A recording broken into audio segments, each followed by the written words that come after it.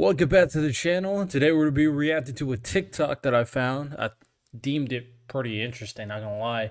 And I want to see how legitimate this really is. Why are so many companies There we going go. woke? There had to be some reason, and after some digging, I found it. The CEI, Corporate Equality Index, aka the Woke Credit Score. It's a made-up score based on how much a company is pushing woke issues, and who made up CEI. I'm gonna look into it and after gives this this. score? An organization called the HRC, a massive political lobbying group. Apparently, HRC sends representatives to corporations every year, telling them the kind of stuff they have to make visible at the company, give them a list of demands, and if they don't follow through, there's a threat that they won't keep their CEI credit score. And why do Hey, this credit store stuff. It's a dangerous label. It's a dangerous label to put on people, now corporations as well. companies even care about this made-up woke credit rating? If they get a bad score, then the woke investor funds start putting pressure on the boards. Woke activists are mobilized out in the streets. Advertising campaigns are shut down. Anyone that continues to do business with them will also be penalized. This is fascism. Don't play their game? It's definitely sketchy. I'm not prone to hyperbole like some people, but it's definitely sketchy. Don't get their investment. And who is funding the HRC? Surprise, surprise, it's George Soros' Open Society Foundation. Now, this HRC has introduced this arbitrary credit rating to everything. States, municipalities, and even schools. Imagine that. There are people who are deciding what credit score an individual school can get.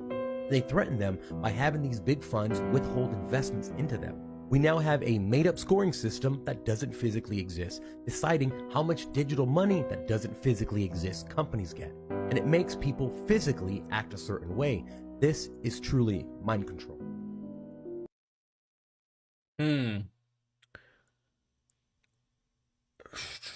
All right, let's look into it. It sounds sketchy, but obviously I'm not one to make decisions based off what someone else said. So let's look into it, shall we? Let's look into it. From the New York Post, executives at companies like Nike, A. Bush, and Kate Spade, whose brand endorsements have turned controversial trans influencer Dylan Mulvaney into today's woke it girl, aren't just virtual spying. This is Dylan. They're handing out lucrative deals to what were once considered fringe celebrities because they have to, or risk failing an all-important social credit score that can make or break their businesses. At stake is their Corporate Equality Index, which is overseen by the Human Rights Campaign, the largest LGBTQ political lobbying group in the world. Human Rights Campaign issues report cards for America's biggest corporations via the CIA, awarding or subtracting points for how well companies adhere to what HRC calls its rating criteria. Businesses that attain the maximum 100 total points earn the coveted title Best Place to Work for LGBTQ Equality. 15 of the top 20 Fortune-ranked companies received 100% ratings last year, according to HRC data. More than 840 U.S. companies ranked up high CEI scores.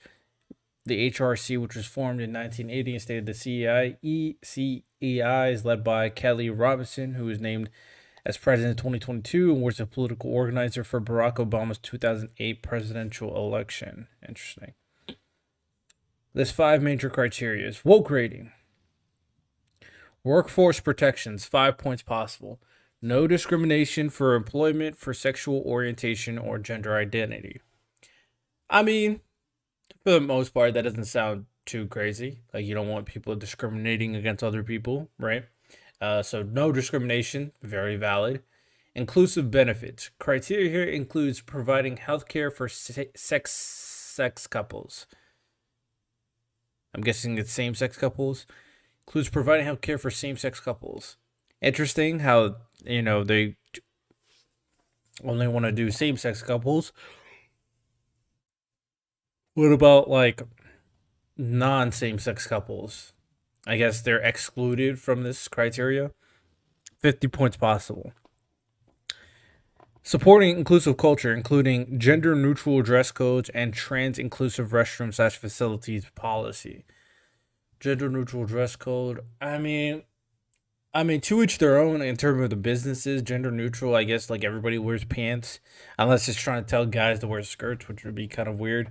Trans inclusive restrooms. Um, is that saying that trans people are allowed in other people's restrooms, or is it, or do you have a trans specific restroom? If you have a trans specific restroom, I don't see that inherently as bad. As for the dress code thing, depending on like what you're, how far you're going with the dress code, right? Corporate social responsibility, 20 points possible. Marketing or advertising to LGBTQ consumers, which would include Nike and Bud Light's use of transgender spokesperson. Okay, so this is very, very suspect because they're literally telling corporations, "Hey, we want you to specifically market to LGBTQ." That is very suspect. That one I do not like at all. Uh, they're basically telling corporations you better put some woke gay stuff in there, or you're getting a bad score. That's that one.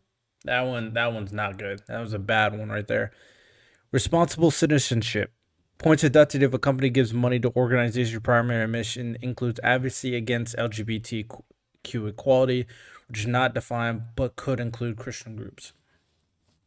So I'm curious to how they want to determine whether a corporation or organization is against LGBTQ equality. Because when it comes to the wokies on the left, sometimes they can be very loose with their terminology. So, wow, that's very interesting.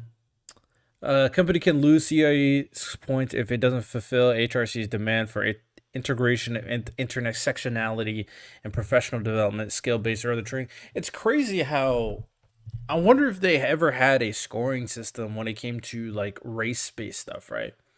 Why? I wonder why the LGBTQ get this special type of scoring system. It's it's very weird. The LGBTQ, which is inherently supposed to be representing a very small percentage of the population, gets such an important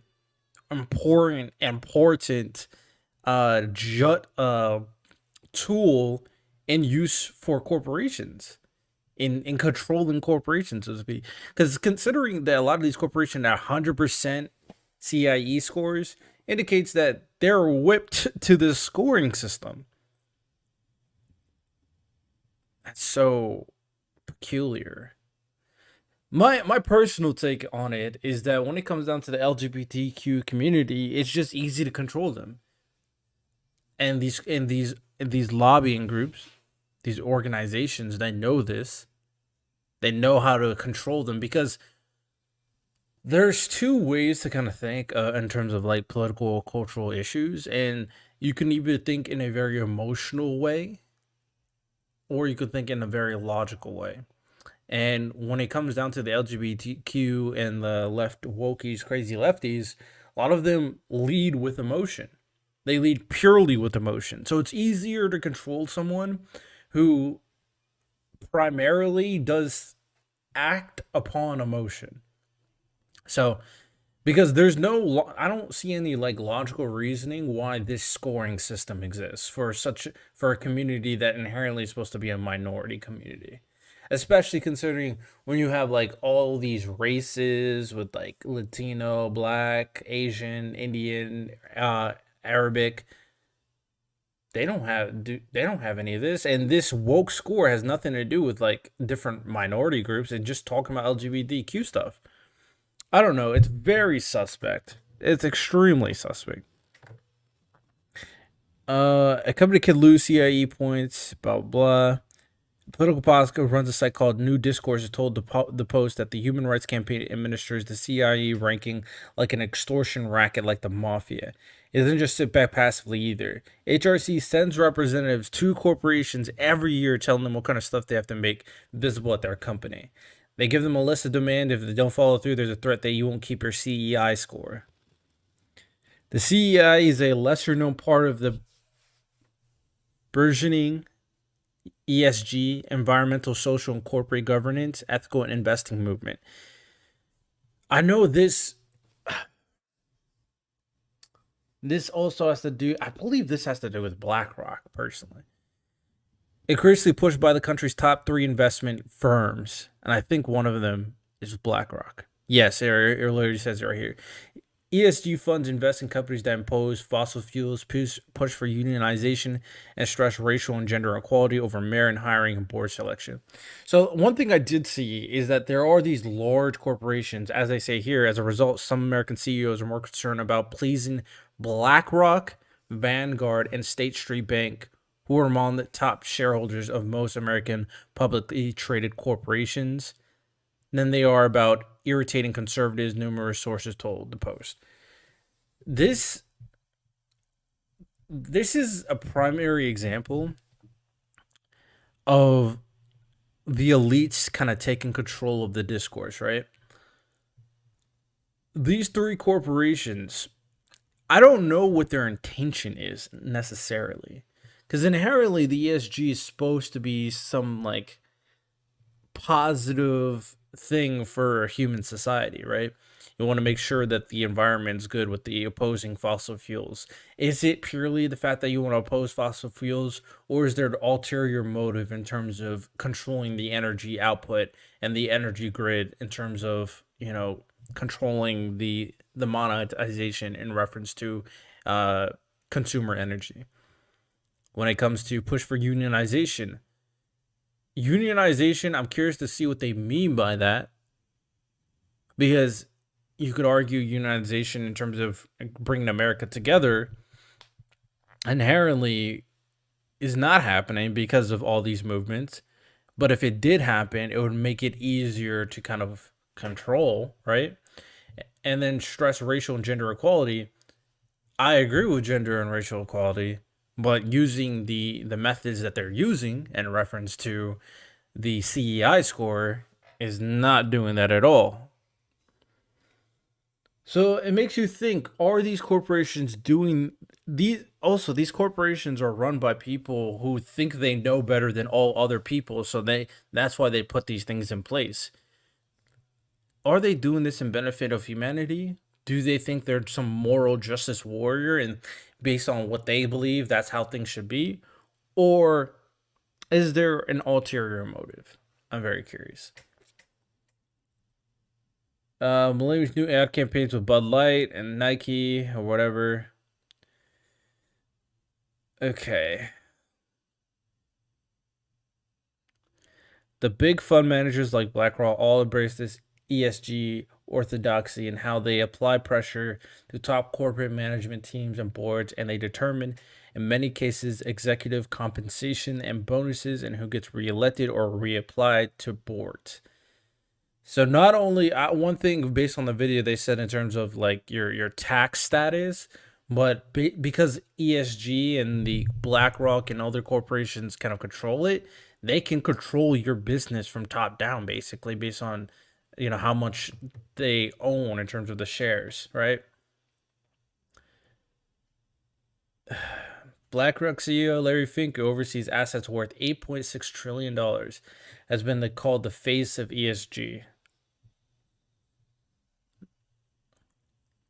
Society's demanding that companies, both public and private, serve a social purpose, Fink wrote.